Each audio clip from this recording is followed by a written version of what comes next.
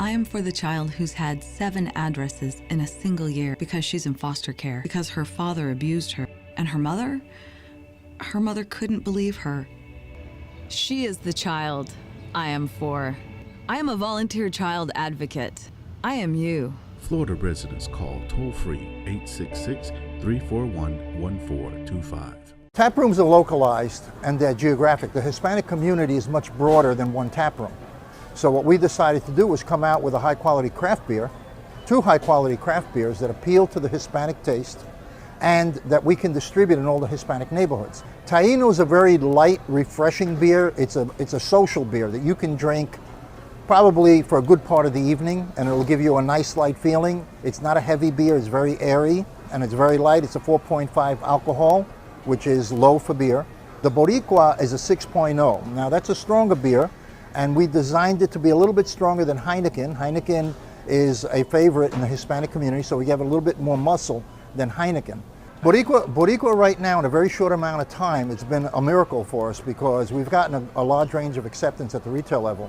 We're in Publix, we're in ABC, Target is picking it up, we're in Sedano's, we're in Bravo's, 7-Elevens are picking it up because they're concentrating more on craft beer and the Hispanic market. So what we're trying to do is do a quality beer, a high quality beer, more taste, and that the Hispanic community will like.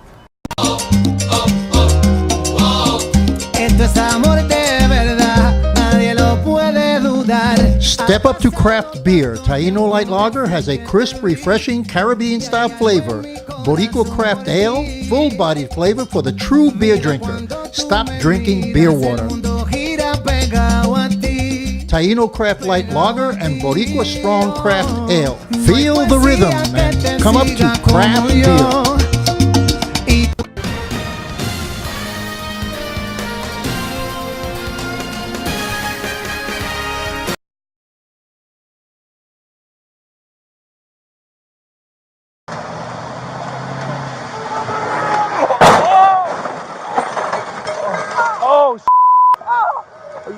Ma'am. Oh You're my God. Sir. We have another incident. We have another. Oh my God. Go 42. My head. Oh my God. Oh my God.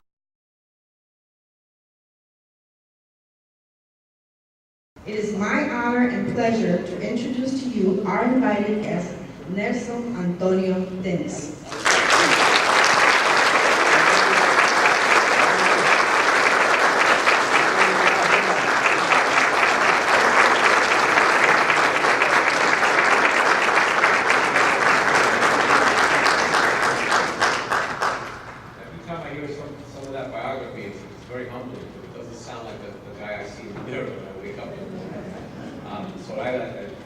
It's a great honor to be here, and I really appreciate the invitation. And there's a history for me, as what I just said, that I came here about 2 years ago, and there's just so much that's happened since then, and I think there's a larger context, and I hope to discuss it, that we can all discuss it and share in that today. I also, as I look just in this direction, there's a sort of a melancholy, but a kind of a quiet joy. I'm looking at this mural, and it was told to me that it's almost like a Sistine Chapel in a sense. The person that painted it, maybe you all know, passed away 2 weeks ago. Does everybody? I didn't. And so, just the thought that we're here, and you know how sometimes you feel that a family member has to do certain things and reach closure. And then it's a wedding evening, and I have a feeling that that was, in the end, that was very important to him, and that he had to finish painting that, and then he could move on. And it's in that spirit that we come together very often, as Soraya said, without the benefit of major media exposure, a lot of hype, but actually with a great beating heartbeat. And that's the most important, is that powerful sense of that we're all in this whole planet, in this universe together, that we share something really important, that we need to feel it and we need to do something about it. And so I feel that we're at that point, and I think that a lot of people are here in this room because we feel that. So within that context, I think there's maybe three areas that I want to just illustrate, that I want to share with you. I wrote this, when I wrote this, it was history for me. I made a point with the publisher, please, we need to publish this in April 2015, because that's the 50th anniversary of the death of Don Pedro Albizu Campos. And they did. That's one of the few things that they complied with. I argued with my publisher about a lot of things. And in the end, they saw that they severely underestimated, not so much the book, but the resonance of the book, the public of this book, how people would need to have this information. So the first part is the history of this book. The second part is that I'm going to sort of touch on is what's happened since then. For me, I wrote this as living history, but I didn't realize how immediate and graphic what was going to happen in Puerto Rico. I knew that there was a municipal bond debt, that we were reaching, veering towards an island-wide bankruptcy. I knew that there was legislation pending in Washington. But now we can all see how severe and how coordinated some of this is. So when one of the battles I had with my publisher was the title. No, Nelson, this is too graphic. I mean, what are you? I say, oh, excuse me.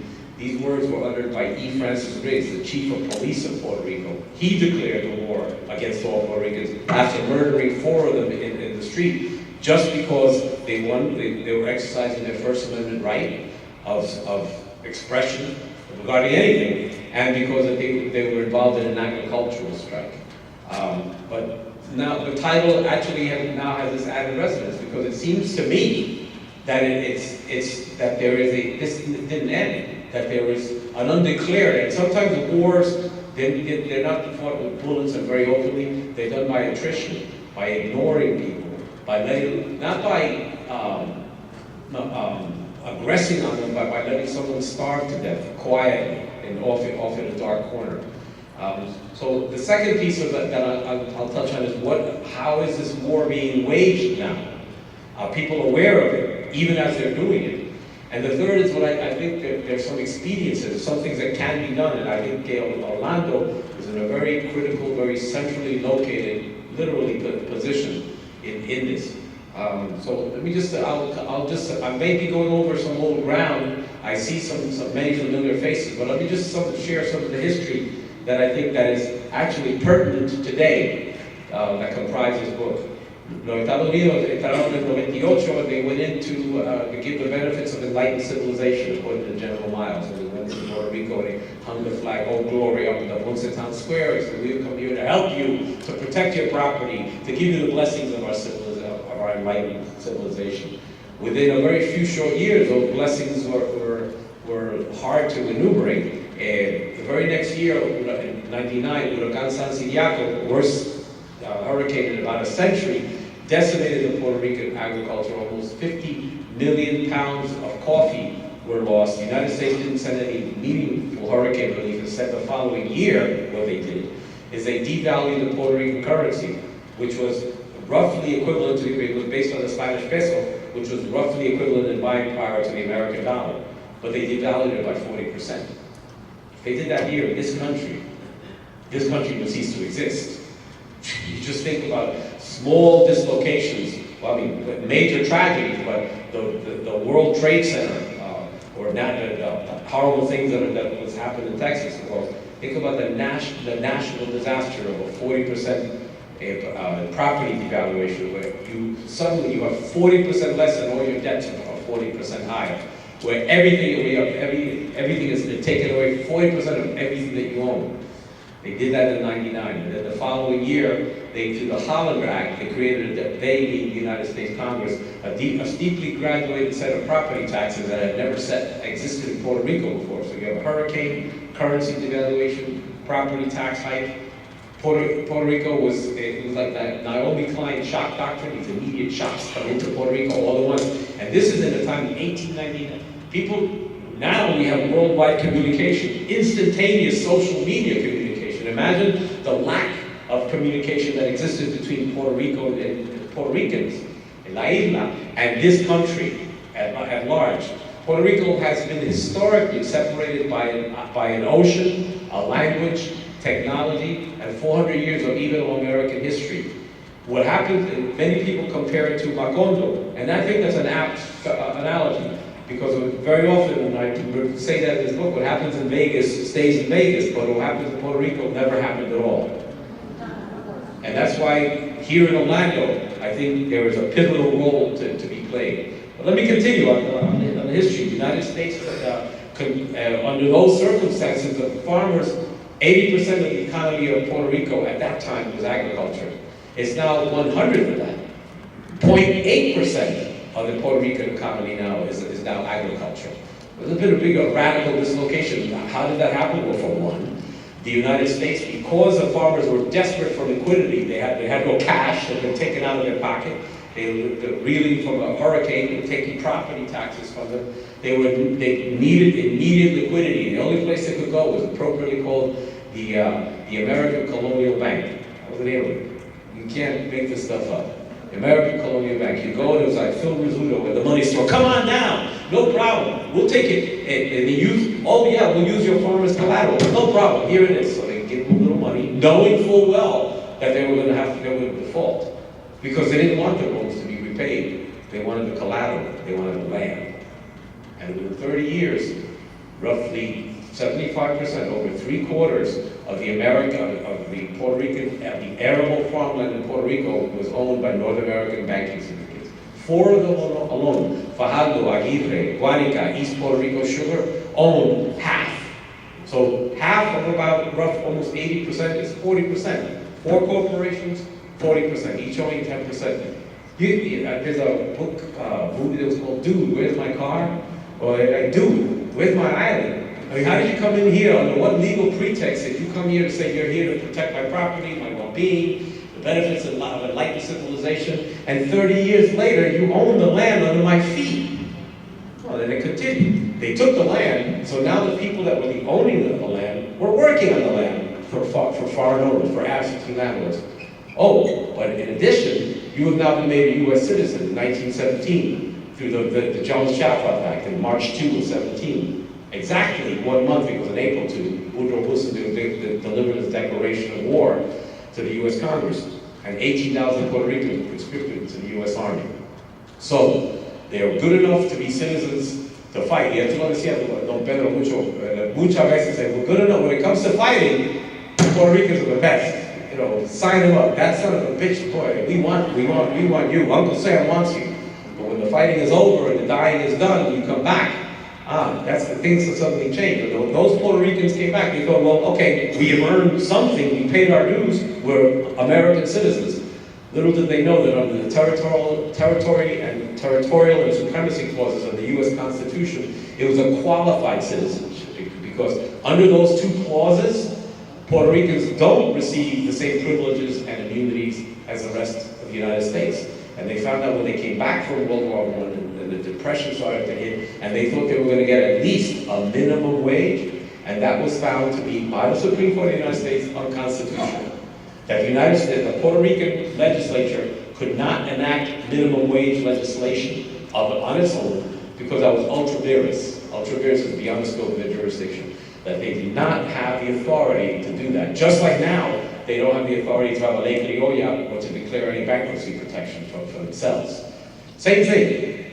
So you can go and fight, you're a citizen, but you come back, you can't get a minimum wage. So now you no longer own the land, which was yours, and you're going to work on that land, and we're going to turn a previously diversified, self-sustaining agriculture, coffee, molasses, pineapple, tobacco, sugar, diversified, and it was self-sustaining. People were feeding themselves into a one-crop cash cow economy that is sugar, owned by North American banks. And when you work on it, you can't get under a minimum wage. And during the Depression, when those corporations started squeezing more and more for a profit margin because they needed it because there was a depression, then is when the stuff hit the fan, and you had an island-wide agricultural strike, led ultimately by Pedro Albizu Campos and the Nacionalista. And it was then that the United States, for a brief moment in time, recognized Puerto Rico, but as a problem.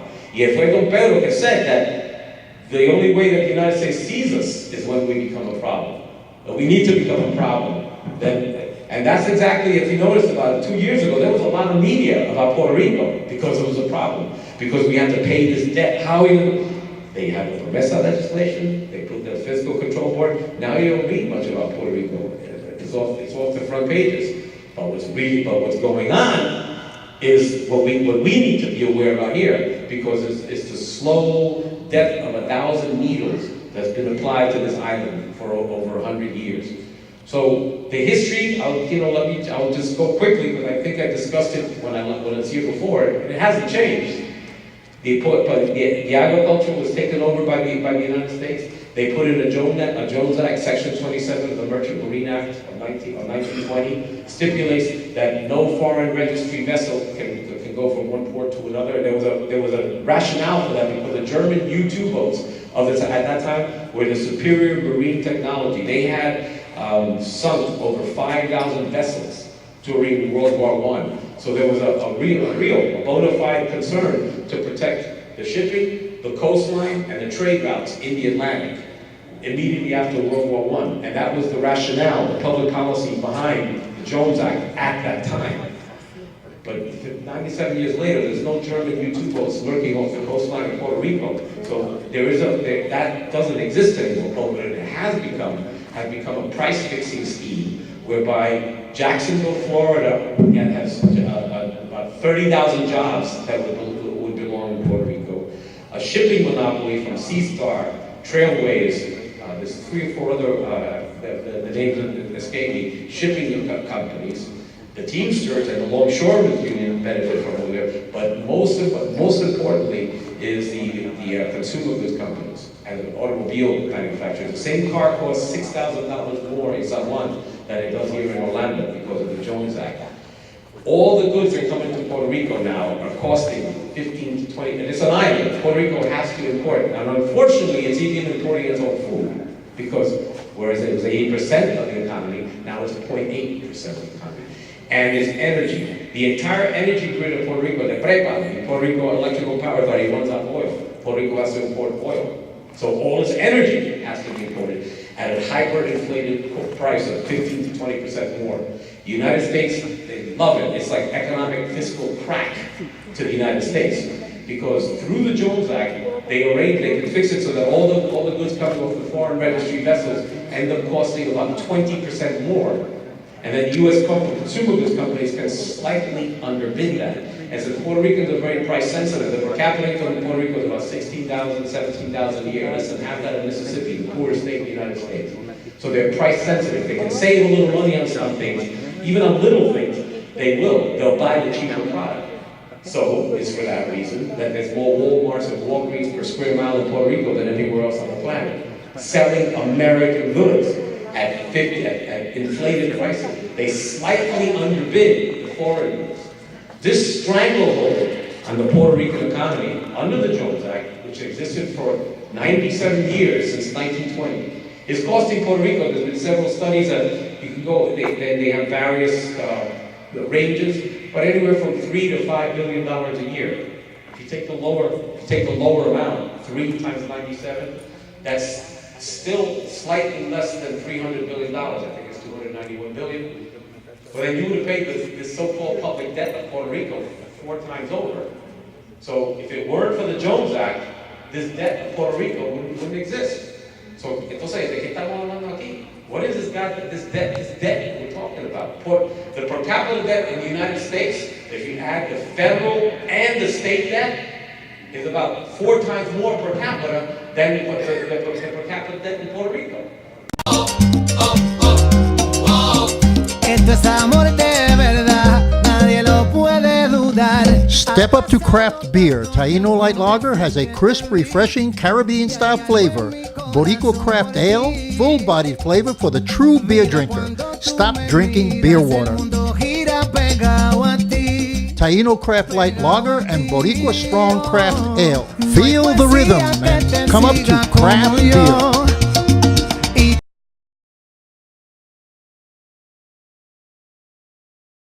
I just want to take this opportunity to thank Inez for having put together an absolute great platform.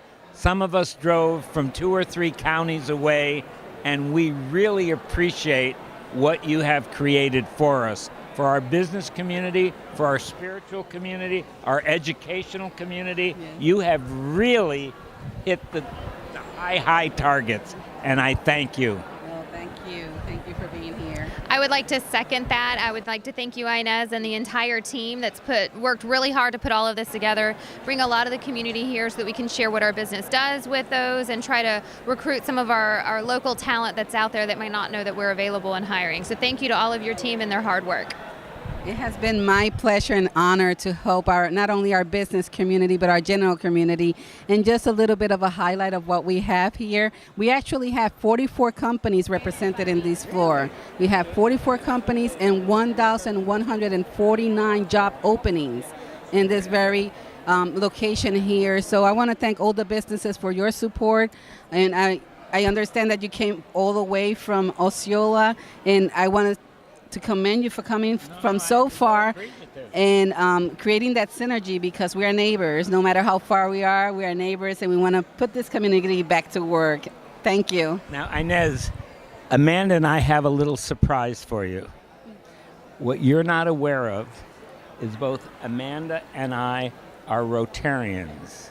And Rotarians is the oldest and largest business networking organization in the world. And she and I would like to have the privilege and the honor to co-sponsor you into Rotary. Is that okay? Sure, absolutely. Tell yes. me when your club meets. I'm part of the DeLand Breakfast Rotary. We meet at 7:30 on Thursday mornings. So I will be delighted and honored to be part of Awesome. that amazing group. I'm very familiar with the Rotary, and I have been out of it for a little bit, but it's good timing to get back in. And we'd love to have you back in. And I'll make my commitment to Amanda on the morning that you are receiving your pin, even though I will leave at 3:45 in the morning, I will be at your meeting. Sounds great. Thank you. Thank you again. Thank you. Thank you so much. Thank you. Thank you. Hello, I'm Dawn Marie from the Sam's Club in Daytona Beach. All of our Sam's Clubs here, we are doing some hiring. If you go to our local Sam's Clubs, wherever you live at, and go to sams.com/career, fill out that application online, and then complete the surveys. And contact our HR department, and we will be glad to take a look at your application, and then we would like to contact you for another interview. Hi, I'm Marianne Carlson with All Good Financial. Life insurance, health insurance, retirement planning, and so much more. For all of that stuff, it's all good. We're hiring new agents throughout Central Florida, and for information about any of that stuff, call us at 386-848-9337. Hi, my name is Bill O'Connor with Career Source Flagler Volusia, and we're a company that helps businesses who are getting ready to expand find the talent, the assets they need to make their business successful, and then we help them, if at all possible, pay for those new positions that they're hiring for. We also help companies who have current employees who need retraining. We help them with that as well. Visit us at our website at careersourcefb.com. Hi, my name is Amanda Agnew, and I own my own State Farm insurance agency in Orange City, Florida, and I currently have 2 positions open for new business account managers for writing new business of auto insurance into our agencies. If you'd like to contact me about that, you can go to my website. It's insurewithamanda.com to see any of our current openings. Okay, I'm Rosa Torres with Southern Technical College, and we have medical programs, HVAC, and welding. Our phone number 407-323-4141.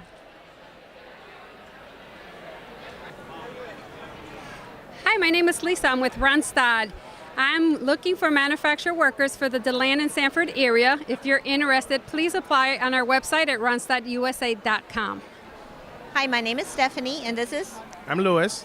We're with Stuart Marchmack Behavioral Health Care. We provide mental health services in 3 counties, in Volusia, Putnam, and St. Johns counties. We currently have about 38 job openings. To apply, you can go to our website, smabehavioral.org. Have a nice day. Hi, I'm attorney Irene De Jesus. I'm your local neighborhood attorney here in Deltona, Florida.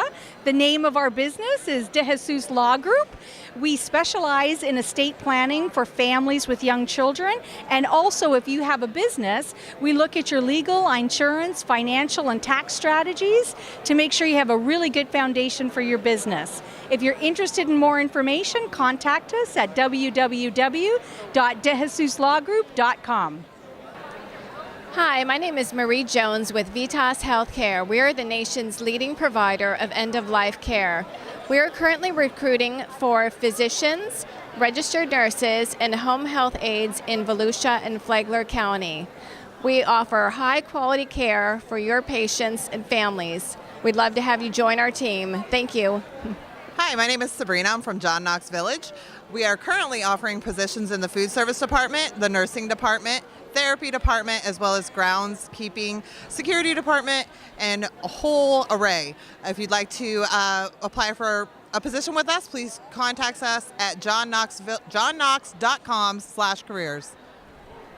Good afternoon. I'm Jaminda Thompson with Florida Virtual School. We are excited to be here, and you can find us at www.flvs.net. We're an online school. Students are served kindergarten through 12th grade, and we're delighted to be able to serve you. Hi, I'm Ashley Wolford, and this is Jamie Veers, and we're here today with Halifax Health.